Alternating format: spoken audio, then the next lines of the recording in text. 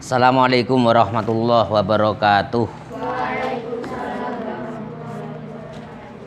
Baik, pertemuan kali ini kita masih berkutat terkait dengan perundang-undangan ya. Kali ini kita akan review dan memperdalam soal tujuan atau fungsi peraturan perundangan. Jadi ada 6 fungsi mengapa peraturan perundangan itu ada. Jadi ada 6 fungsi dari peraturan perundangan yang ada di Indonesia ya. Yang belakang mendengarkan.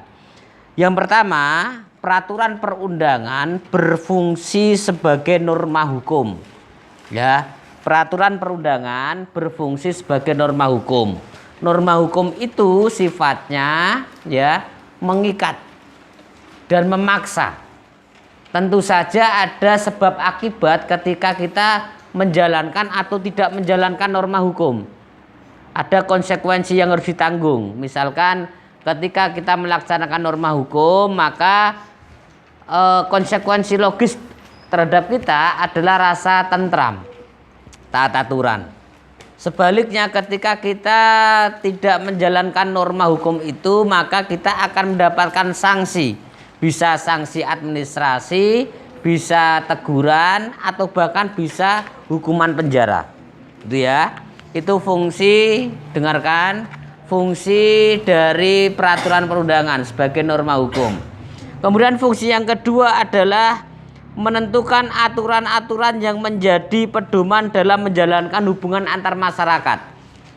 Peraturan perundangan ini berfungsi menjadi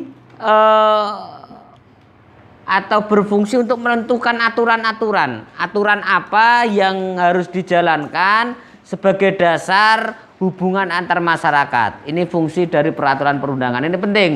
Kenapa? Karena kalau hubungan antar masyarakat tidak ada payung hukum, ya, tidak ada peraturan yang menaungi, maka akan menjadi kacau hubungan masyarakat.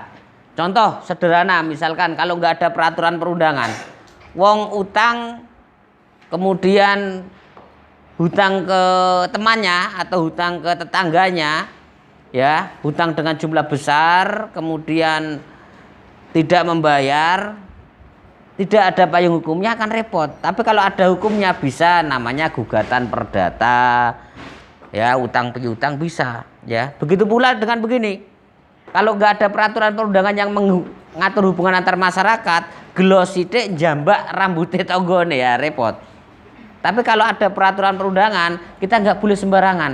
Jangankan jambak rambutnya tonggone, kita mengatakan tetangga kita kurang baik aja bisa kena pidana. Karena apa? Ada aturan perundangan.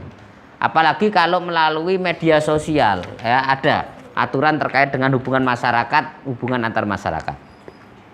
Kemudian fungsi yang ketiga adalah untuk mengatur kehidupan manusia sebagai warga negara, untuk menjamin kesejahteraan, keamanan, ketertiban. Ini fungsi yang ketiga dari peraturan perundangan. La ora ono peraturan perundangan, kehidupan bermasyarakat repot, Mbak. Ya, coba bayangkan, misalkan ada undang-undang yang turunan dari undang-undang itu adalah dalam bentuk perda, misalkan peraturan daerah, misalkan begini, jam bertamu masyarakat maksimal pukul 21.00. Kalau nggak ada aturan begitu, wong mertamu sampai jam 1 bengi, ngobrol berbagi tanggane, repot. Tapi kalau ada aturan perundangan itu, maka jam bertamu maksimal jam 9 harus pulang. Ini fungsi dari peraturan perundangan. Kemudian yang kelima, yang keempat adalah untuk menciptakan rasa aman. Sampe lah ono undang-undang aman apa mboten? Aman. Tapi lah ora ono undang-undang ora aman. Sampeyan ndek sepeda motor ning arep temu-temu digawa wong, bebas lah ora ono undang-undang. Tetapi kalau ada undang-undang, ono motor terparkir di depan rumah dibawa orang lain, maka orang lain mlebu penjara karena kena pasal pencurian. Begitu, ya. Ini fungsi peraturan perundangan untuk menciptakan rasa aman. Kemudian yang keenam adalah untuk memberikan perlindungan atas hak asasi manusia. Sampeyan lah ora ono undang-undang, hak asasi manusia ini sampeyan terancam dilanggar. Ya. Lah ora ono undang-undang, sampeyan punya hak asasi manusia terancam dilanggar. Hak asasi manusia itu menyangkut apa saja, hak ekonomi, hak bersosial, hak berpendapat. Itu hak asasi manusia untuk hidup dilanggar. Lah ora ono peraturan perundangan, sampean gedeng karo wong, tinggal wonge di seneni, sampean anoni, sampean pukuli. Kalau ndak ada peraturan perundangan repot, nggak ada sanksinya. Tapi karena ada peraturan perundangan, hal itu tidak mungkin dilakukan. Kemudian yang keenam adalah untuk memberikan ya itu sudah ya, memberikan perlindungan hak asasi manusia. Kemudian yang terakhir nomor 7 adalah peraturan perundangan berfungsi untuk membentuk kebiasaan baik, yaitu tertib hukum di tengah masyarakat. Jadi lah ono peraturan perundangan, sampean akan membiasakan diri untuk tertib, melakukan hal baik. Contoh misalkan begini, dalam berkendara, undang-undang lalu lintas sekarang wajib menyalakan lampu utama pada siang hari. Sampean lah orang undang-undang itu apa menyalakan lampu kalau berkendara?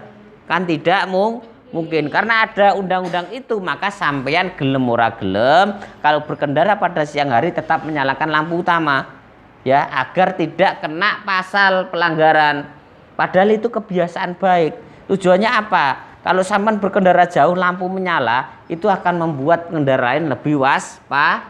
Itu tujuannya. Jadi peraturan perundangan yang dibentuk memiliki tujuan baik sehingga bisa membentuk kebiasaan yang baik. Saya kira itu untuk pertemuan kali ini. Akhirul kalam. Wassalamualaikum warahmatullahi wabarakatuh.